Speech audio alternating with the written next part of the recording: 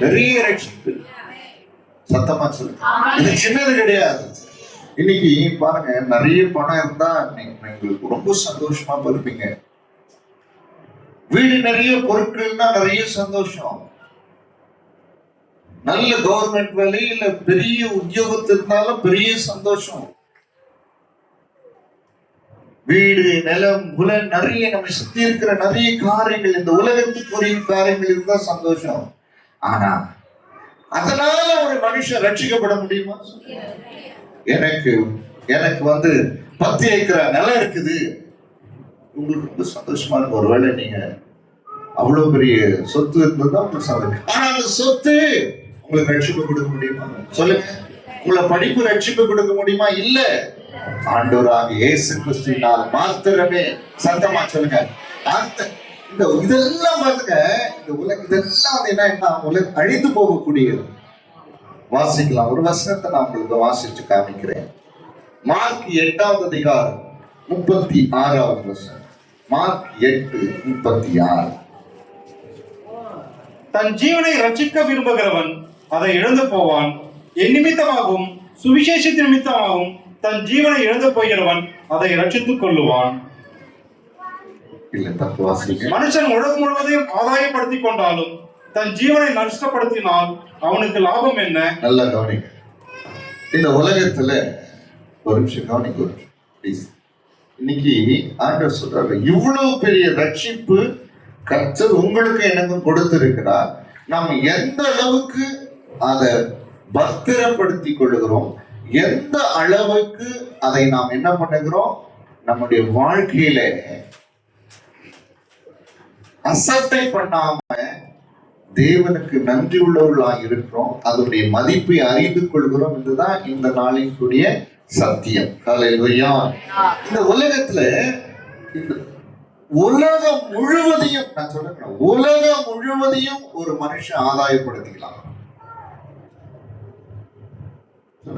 உலகம் முழுவதையும் ஒரு மனுஷன் ஆதாயம், பணத்தினாலே, பொருட்களினாலே, பலத்தினாலே, ஆஸ்தினாலே, அந்தஸ்தினாலே எல்லாத்தையும் சம்பாதிச்சு கொள்ளலாம். ஆனால் அவனுக்கு ரட்சிப்பில்லை என்று சொன்னால் என்ன பிரயோஜனம்? சொல்லுங்க, என்ன பிரயோஜனம்? மனுஷன் உலகம் முழுவதையும் ஆதாயப்படுத்தி கொண்டாலும் தன் ஆத்துமாவை நஷ்டப்படுத்தினால் அவனுக்கு என்ன லாபம்? அவனுக்கு ரட்சிப்பில்லை சொன்னா என்ன லாபம்? சொல்லுங்க, சொல்லுங்க. பிரைஸ் எல்லாம். ஹல்லேலூயா. இன்னைக்கு நான் உங்களுக்கு சொல்றேன், இந்த உலகத்தில் இருக்கிற ஆஸ்தி, அந்தஸ்து, பணம், பொருள், பேர், புகழ் எல்லாம் உங்களுக்கு இருக்கிறது. ஆனா ரட்சிப்பு இல்லை. என்ன பிரயோஜனம்? சொல்ல மாட்டேங்கிறீங்களா? என்ன பிரயோஜனம்? பாவங்களில் விடுதலை இல்லை, சாபத்திலிருந்து விடுதலை இல்லை, பிசாசுகிட்ட விடுதலை இல்லை, நரகத்துக்கிட்ட விடுதலை இல்லை. என்ன பிரயோஜனம்? ஆனா அதை பத்தி நம்ம என்ன பண்ண கவலைப்படுறதில்லை. இன்னைக்கு தேவன் கொடுத்திருக்கிற அந்த பெரிய ரட்சிப்பை குறித்து இன்னைக்கு என்ன பண்றது, நம்ம என்ன பண்ணல, கவலைப்படல. அப்படின்னு சொன்னா என்ன தெரியுமா அர்த்தம்? அதன் மேலே அக்கறை இல்லாதவர்களாக, அதனுடைய மேன்மையை உணராதவர்களாக இருக்கிறோம். இன்னைக்கு நான் உங்களுக்கு சொல்றேன், ஒரு நிமிஷம் கவனிங்க. இன்னைக்கு இங்க இருக்கிற எல்லாருமே சாத்தானுக்கு விடுதலை பெற்று, ஒருவேளை இல்லைன்னா என்ன இருப்பீங்க? சொல்லுங்க, இல்லைன்னா என்ன இருப்பீங்க? பாவத்திலிருந்து விடுதலை பெற்றிருக்கோம். இல்லைன்னா என்ன இருப்போம்? சாபத்திலிருந்து விடுதலை பெற்றிருக்கோம். இல்லைன்னா என்ன இருப்போம்? நரகத்திலிருந்து விடுதலை பெற்றிருப்போம். இல்லைன்னா என்ன இருப்போம்? அழிந்து போயிருப்போம், நிர்மூலமாகி இருப்போம், சாபத்தில் வாழ்ந்திருப்போம், பாவத்துக்குரிய தண்டனையை பெற்றிருப்போம். பெரிய ரட்சிப்பை கர்த்தர் உங்களுக்காக எனக்காக கொடுத்திருக்கிறார் என்பதை இந்த காலங்களில ஒவ்வொருவரும் உணருங்க. இந்த ரட்சிப்பை என்ன பண்ணாதீங்க, தயவு செய்து அசட்டை பண்ணாதீங்க. இந்த ரட்சிப்பை ஒரு நாளும் அலட்சியமா எண்ணாதீங்க. இந்த ரட்சிப்பு எவ்வளவு பெரியது, எவ்வளவு பாக்கியம் உள்ளது, எவ்வளவு ஆசீர்வாதமானது என்பதை உணர்ந்து கொள்ளுங்க. இந்த ரட்சிப்பை ஆண்டவர் சும்மா கொடுக்கல. கவனிங்க, சும்மா உங்களுக்கு நம்முடைய ரட்சிப்பின் அதிபதி நம்ம என்ன பண்ணலாம், உபத்திரவத்தினாலே பூரணப்படுத்தும்படி தன்னை ஒப்பு கொடுத்தார். நல்ல கவனிங்க, ஒரு நிமிஷம் ப்ளீஸ். நம்முடைய ரட்சிப்பின் அதிபதி யாரு? ஆண்டவராகிய இயேசு கிறிஸ்து. இந்த ரட்சிப்பை உங்களுக்கும் எனக்கும் கொடுப்பதற்காக உபத்திரவங்களினாலே தன்னை பூரணப்படுத்தினாராம். அப்படின்னா என்ன தெரியுமா அர்த்தம்? எல்லா உபத்திரவத்தையும் அவர் என்ன பண்ணாரு? குறைவில்லாம அனுபவித்து இந்த ரட்சிப்பை உங்களுக்கும் எனக்கும் கொடுத்திருக்கிறார். கரங்களை நல்லா தட்டி ஆண்டவரை மகிமைப்படுத்து. ஏன்னா இந்த ரட்சிப்பு ஒரு பெரிய மகிமையை நமக்கு கொண்டு வர போகிறதற்காக எபிரேயர் 2வது அதிகாரம் 10வது வசனம். எபிரேயர் 2:10. ஏனெனில் நற்கிரியைகளை செய்கிறதற்கு நாம் கிறிஸ்து இயேசுவுக்குள் சிருஷ்டிக்கப்பட்டு தேவனுடைய செய்கையாய் இருக்கிறோம். அவைகளில் நாம் நடக்கும்படி அவர் முன்னதாக அவைகளை ஆயத்தம் பண்ணி இருக்கிறார். எபிரேயர் 2வது அதிகாரம் 10வது வசனம். ஏனென்றால் தமக்காகவும் தம்மாலேயும் சகலத்தையும் உண்டாக்கினவர் அநேகம் பிள்ளைகளை மகிமையில் கொண்டு வந்து சேர்க்கையில் அவர்களுடைய ரட்சிப்பின் அதிபதியை உபத்திரவங்களாலே பூரணப்படுத்துகிறதற்கு அவருக்கு ஏற்றதாக இருக்கிறது. ஒரு நிமிஷம் இதை குறித்து, இந்த இவ்வளவு பெரிதான ரட்சிப்பை குறித்து ஒரு நிமிஷம் நீங்க கவலை இல்லாத இருப்பீங்கன்னு சொன்னா,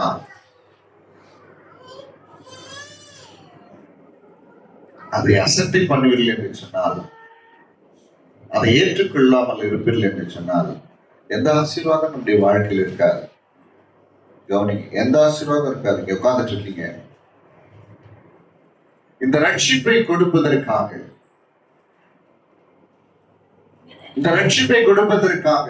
நம்முடைய ஆண்டவர் எல்லாவித உபத்திரவங்களினாலும் தன்னை பூரணப்படுத்தும்படி ஒப்பு கொடுத்தார். ஹல்லேலூயா.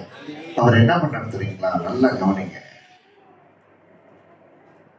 அவமானத்தை எண்ணாமல் சிலுவையை சகித்தார். அவமானத்தை எண்ணாம சிலுவையை எதுக்காக? உங்களுக்கு எனக்கும் ரட்சிப்பை கொடுப்பதற்காக. தம்முடைய ஆத்துமாவை மரணத்திலே ஊற்றினார். எதற்காக சொல்லுங்க? நமக்கு பாவ மாம்சத்தின் சாயலாகவும் பாவத்தை போக்கும் பலியாகவும் தம்மை ஒப்பு கொடுத்தார். ஹல்லேலூயா.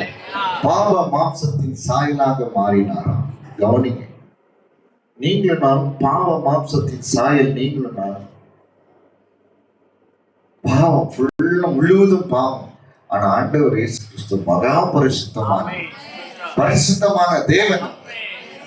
பரிசுத்தமான தேவன் உங்களுக்கு விடுதலை கொடுப்பதற்காக, எனக்கு விடுதலை கொடுப்பதற்காக, பாவத்திலே, சாபத்திலே, பலவீனத்திலே, நரகத்திலிருந்து, பிசாஸ் கிடந்து விடுதலை ஆக்குவதற்காக பாவமறியாத அவர் என்ன பண்ணாரா? பாவத்தின் சாயலாக மாறினாரா. புரிஞ்சுங்களா? முழுவதும் பாவம் அவர் மேல போகும். ஏன்னா உங்களுக்கு எனக்கு ஒரு ரட்சிப்பை கொடுப்பதற்காக. கரங்களை நல்லா உயர்த்தி இன்னைக்கு இதை உணரலைன்னா, நல்லா கவனிங்க, நம்ம உணரலைன்னா அதற்கு மிகப்பெரிய ஒரு கஷ்டத்தை நம்முடைய வாழ்க்கையில அனுபவிக்க வேண்டியதாக இருக்கு.